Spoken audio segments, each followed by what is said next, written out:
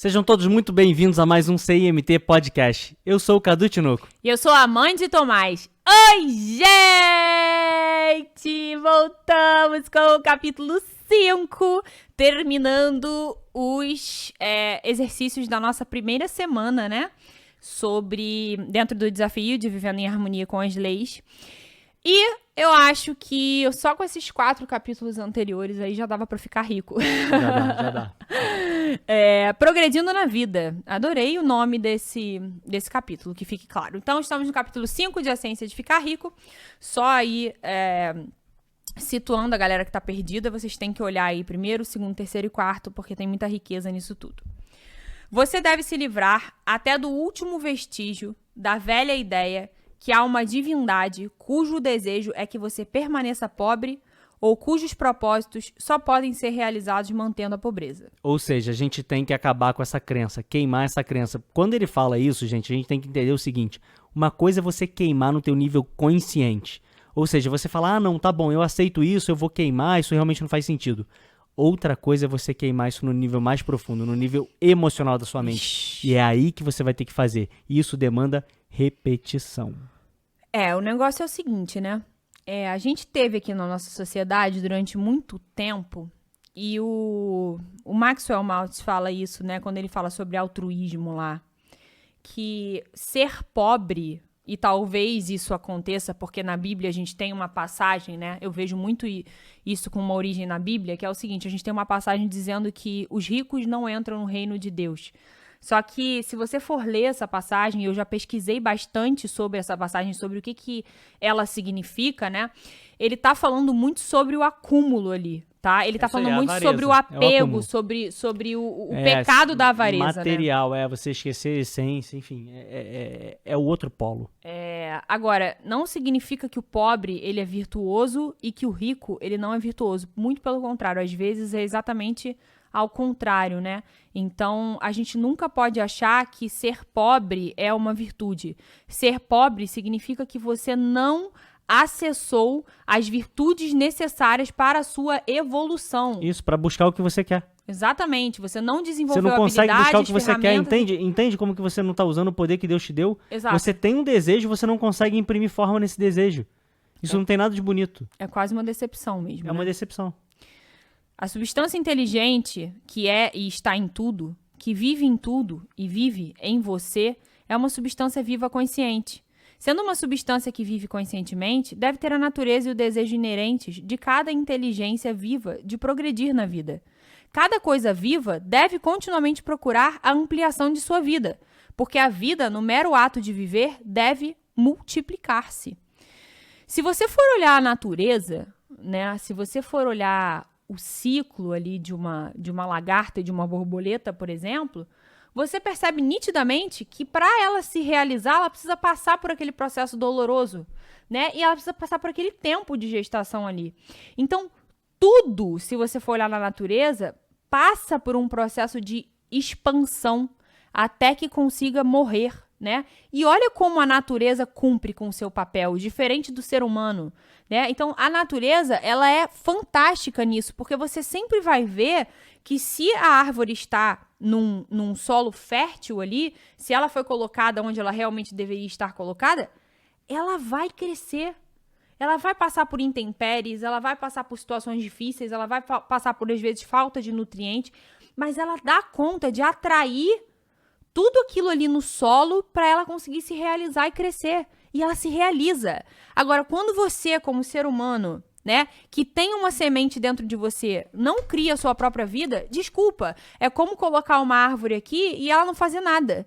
Ela não crescer. Você vai olhar para a árvore e falar, porra, que árvore merda, que não conseguiu cumprir com o papel dela aqui no meu jardim, né?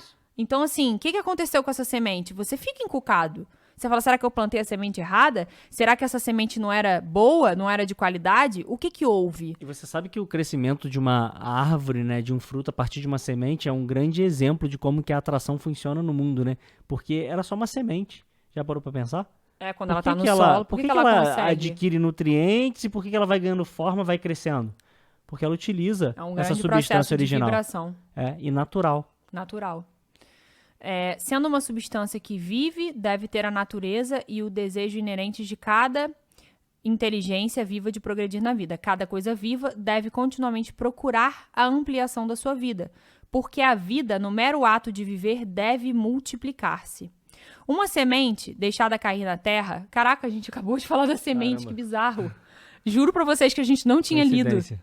Uma semente deixada cair na terra ativa-se e, no ato da vida, produz centenas de sementes mais. A vida, pela vida, está sempre se multiplicando. Ela tem de fazer isso para continuar a ser vida. Esse foi um motivo, inclusive, que me fez pensar em ter filhos, né? Eu era uma pessoa que não pensava em ter filhos e quem me acompanha há muito tempo sabe disso. Eu percebi que o meu papel como ser humano é dar continuidade à vida humana. E se todas as pessoas resolvessem não ter filhos, a gente terminaria com o mundo aqui e agora.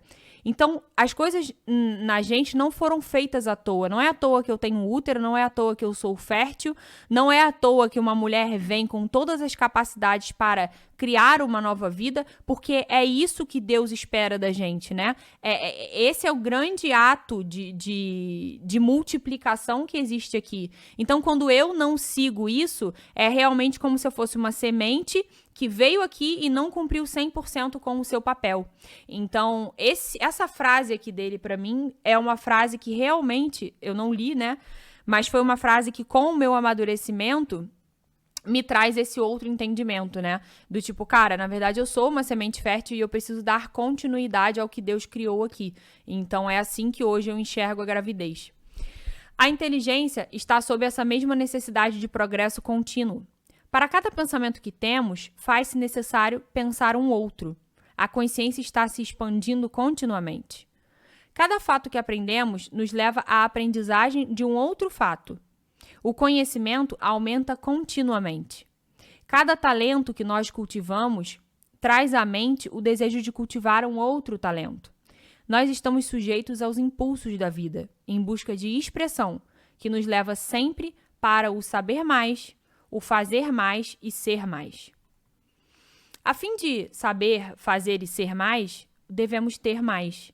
Nós devemos ter as coisas porque nós só aprendemos, fazemos e nos tornamos usando as coisas.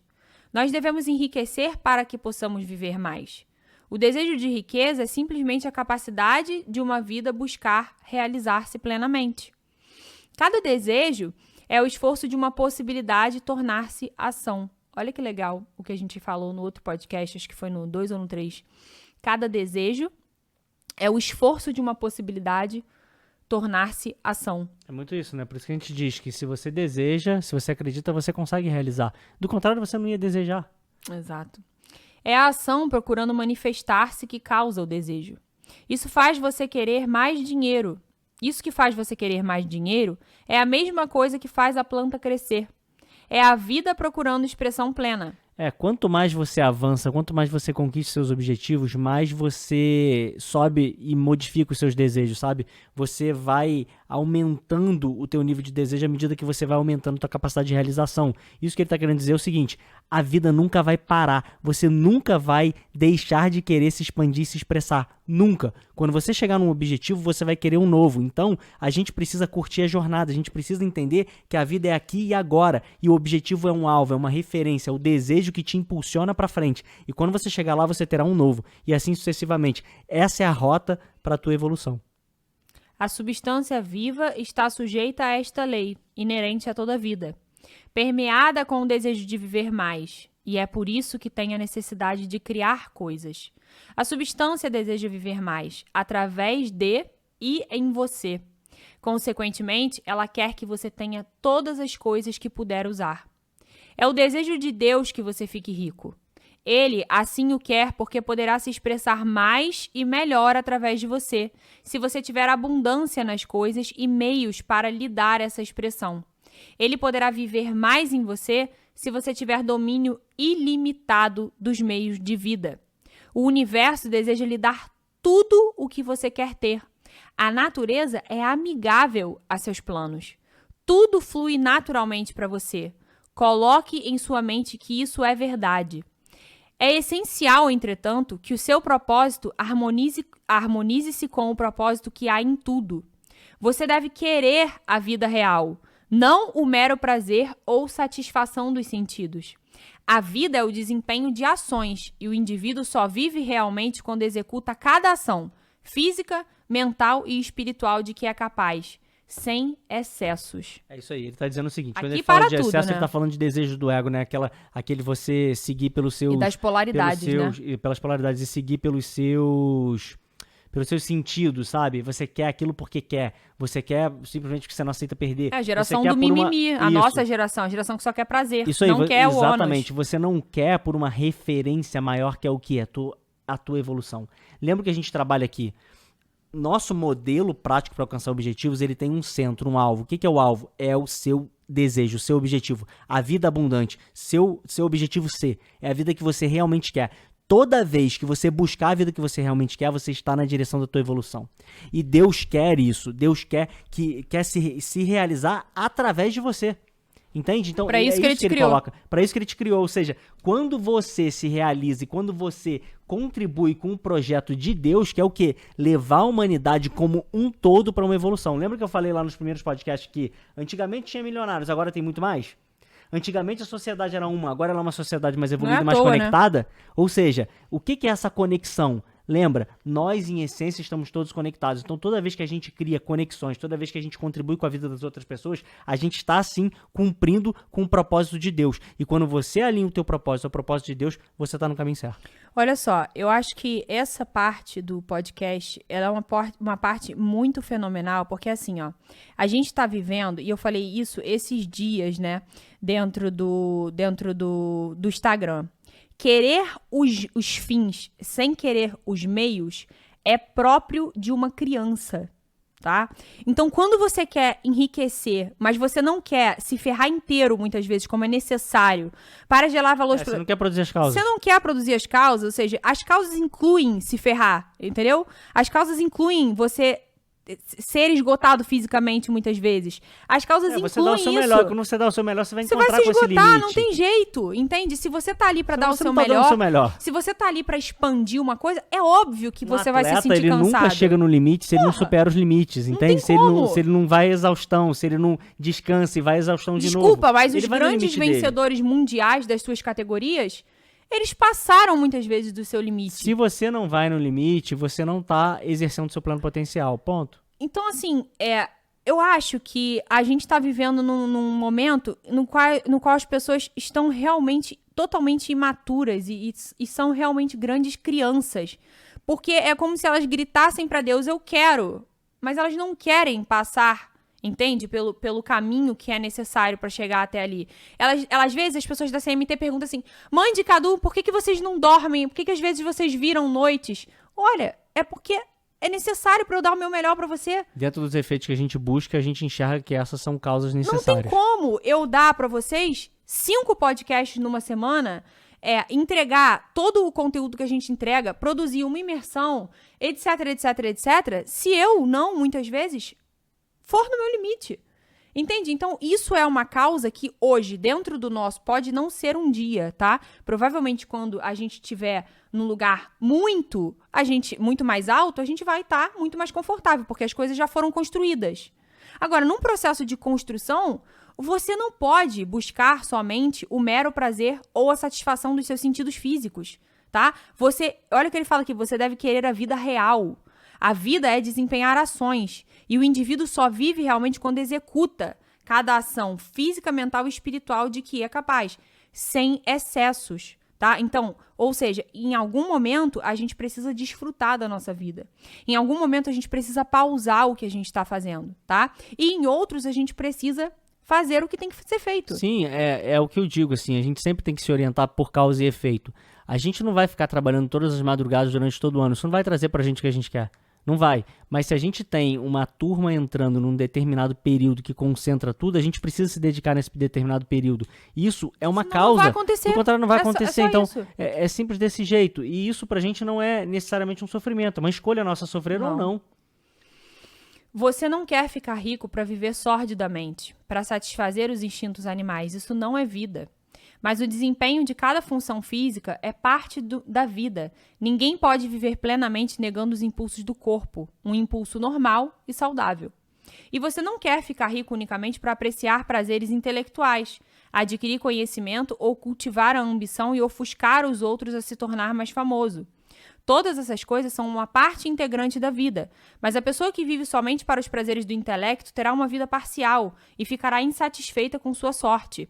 Você não quer ficar rico unicamente para o bem dos outros, sacrificar-se para salvar a humanidade, para experimentar as alegrias da filantropia e do sacrifício. As alegrias da alma são somente uma parte da vida e não são melhores ou mais nobres do que qualquer outra de suas partes. De novo, o equilíbrio entre as coisas.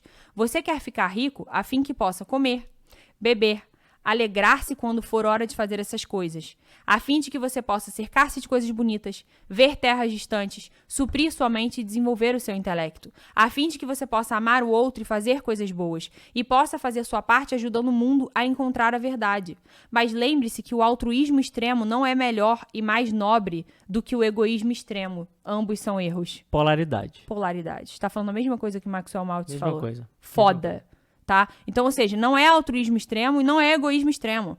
É o quê? A virtude da caridade, a virtude da generosidade, que combina essas duas coisas, né? O que tem de bom em cada uma delas. Exato. Então, assim, o altruísmo é muito bom, ele tem um lado muito bom, em algum grau. Se tiver em excesso, é muito ruim, porque você vai ter que doar tudo que você tem, você vai viver pobre.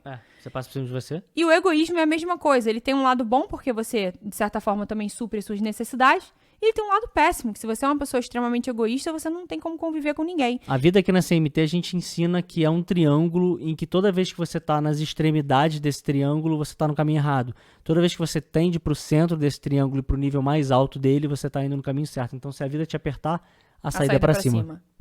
Livre-se da ideia que Deus quer que você se sacrifique pelos outros e se gratifique com isso. Deus não requer nada desse tipo. O que Deus quer é que você dê o melhor de si, por você mesmo e pelos outros. E você pode ajudar mais os outros fazendo isso do que de outro modo. Você só poderá dar tudo de si ficando rico. Portanto, é certo e louvável que você deva priorizar seu pensamento no trabalho de adquirir essa riqueza. Lembre-se, no entanto, que o desejo da substância é para todos, e suas ações devem ser para melhorar a vida de todos. Não se pode trabalhar para piorar a vida de alguns, porque a vida está igualmente em tudo, buscando riqueza e mais vida. A substância inteligente fará coisas para você, mas não tirará nada de ninguém para lhe dar. Você deve começar livrando o pensamento da competição. Perfeito. Não, competição é um pensamento de escassez. Você não precisa que alguém perca para você ganhar. Isso é um grande erro e muito difundido por diversas pessoas. Então, assim, fuja disso. A tua competição é com você. Você deve criar para não competir com o que já foi criado. Você não deve tirar nada de ninguém. Você não deve fazer negociações acirradas. Ou seja, negociações que não são ganha-ganha. Ganha-ganha. A gente sempre deve treinar nossa mente para buscar oportunidades do tipo ganha-ganha, porque elas existem. Você não deve te enganar nem tirar vantagem. Você não deve... Quando você ganha e o outro perde, não queira esse tipo de negociação. Não queira tirar vantagem. Não queira. Porque vai dar ruim. Não queira entrar numa negociação que você perde, que o outro ganha. Não queira entrar numa negociação que você perde e o outro perde. Não queira. Simplesmente busque as alternativas que são ganha-ganha. Você não deve deixar alguém trabalhar para você por menos do que já ganha. Você não deve cobiçar ou desejar a propriedade do outro. Ninguém tem nada que você não possa ter, sem ter que tomar dele. Você deve transformar-se num criador, não num competidor. Você terá tudo o que quer, mas de modo que quando você o tiver, outras pessoas com quem você se relacione também terão mais do que quem tem agora. Eu estou ciente... Desculpa, peraí, gente. Eu estou ciente de que existem aqueles que começam uma vasta fortuna em oposição direta às indicações do parágrafo acima. E posso dar uma explicação aqui. Os indivíduos desse tipo, que se tornam muito ricos, às vezes o fazem assim puramente por sua extraordinária habilidade em competir, e às vezes por eles se relacionarem inconscientemente com a substância em seus grandes objetivos e ações para o desenvolvimento geral na evolução industrial.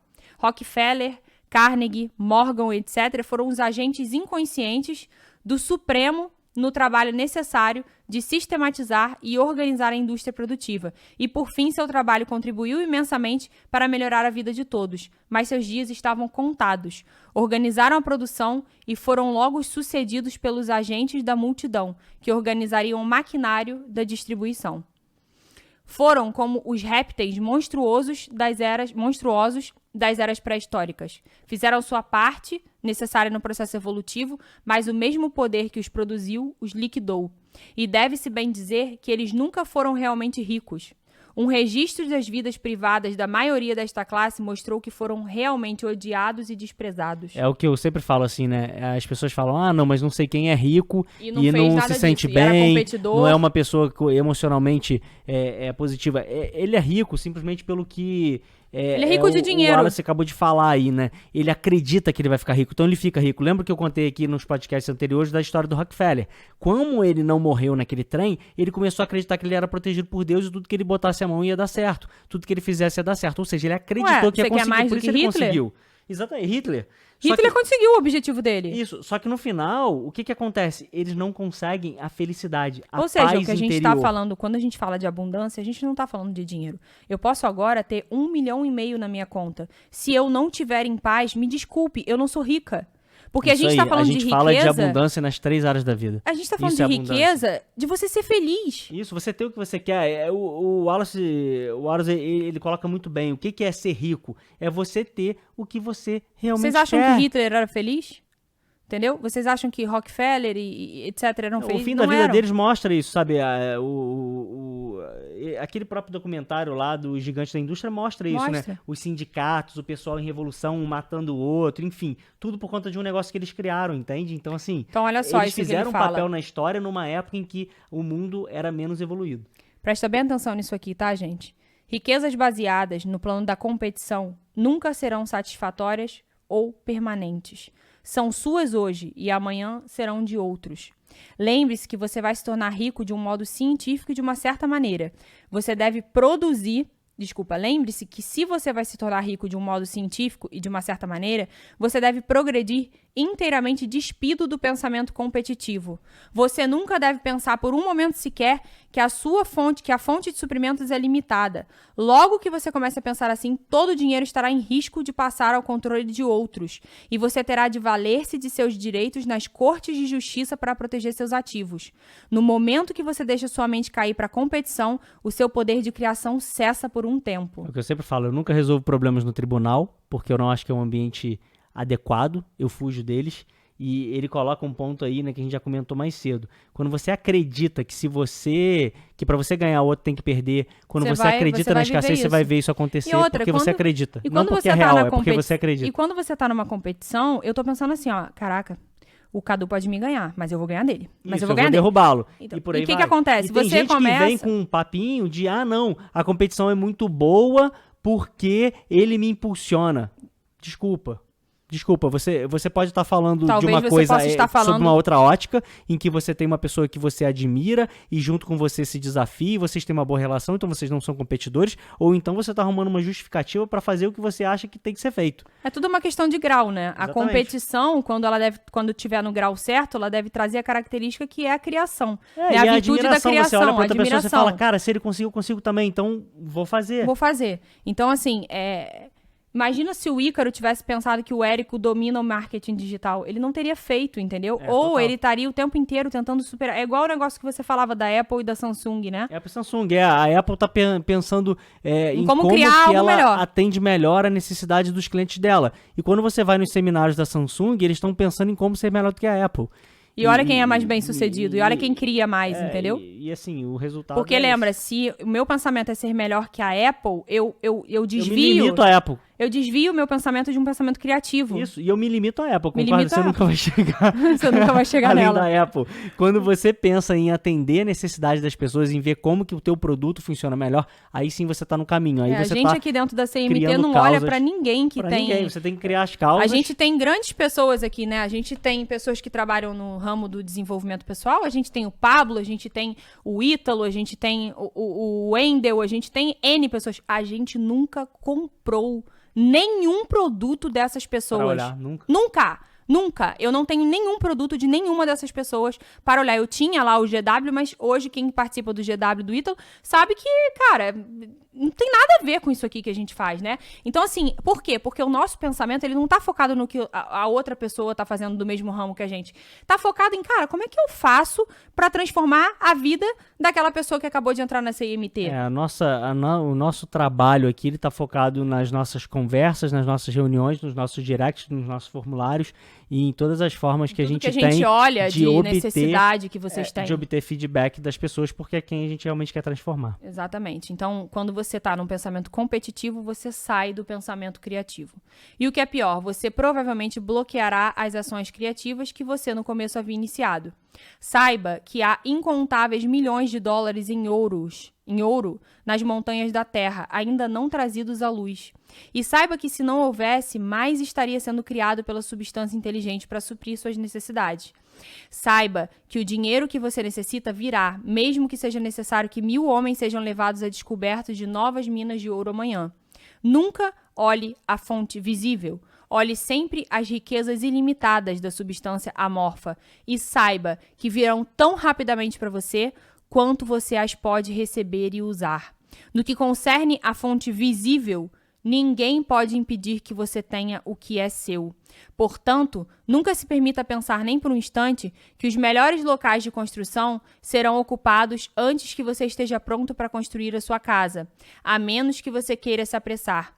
Nunca preocupe-se com cartéis e associações, com medo que conquistem a terra inteira. Nunca tenha receio de que você perderá o que tem para outros. Isso provavelmente não acontecerá. Você não está procurando qualquer coisa que pertence a outra pessoa. Você está causando a criação do que você quer pela substância amorfa, e a fonte é ilimitada. Concentre-se nessa afirmação. Existe uma matéria pela qual todas as coisas são feitas e que, em seu estado original, permeia, penetra e preenche os interespaços do universo. Um pensamento nessa substância produz a coisa que é imaginada no pensamento. Uma pessoa pode dar forma às coisas sem seu pensamento e, imprimindo esse pensamento na substância amorfa, pode causar a criação do que pensa. Desculpa, aqui tá assim, ó. Aqui tá escrito errado. Mas uma pessoa pode dar forma às coisas em seu pensamento. Perfeito. E imprimindo este pensamento na substância amorfa, pode causar a criação do que pensa. Ele repetiu os 3 princípios de novo, né? Demais. Sem palavras. Sem comentários. Perfeito, perfeito, perfeito, perfeito. Esse é um livro que é um choque de abundância. E quanto mais a gente repetir, de realidade, quanto de verdade. mais a gente escuta, quanto mais a gente alimenta, mais a gente direciona os nossos pensamentos para isso. Então, é muito importante não só compreender o conteúdo que tá ali, mas repetir. Eu poderia dizer para vocês poderiam passar o ano inteiro ouvindo só esses 5 capítulos. Ficariam ricos. Ficariam ricos. Então, assim, escutem isso o máximo de vezes que vocês puderem. Eu vou fazer o mesmo, porque quando eu tô indo pra academia, né, que eu tô no Rio, eu vou ouvindo os podcasts, porque, assim, é como se a gente lesse novamente várias vezes esse livro. E o Bob Proctor, ele lê esse livro há 60 anos. Sim. Né? Então, assim... E Quem Pensa Enriquece também. Um ano é pouco, tá? Um ano é pouco. Beijo, gente. Valeu.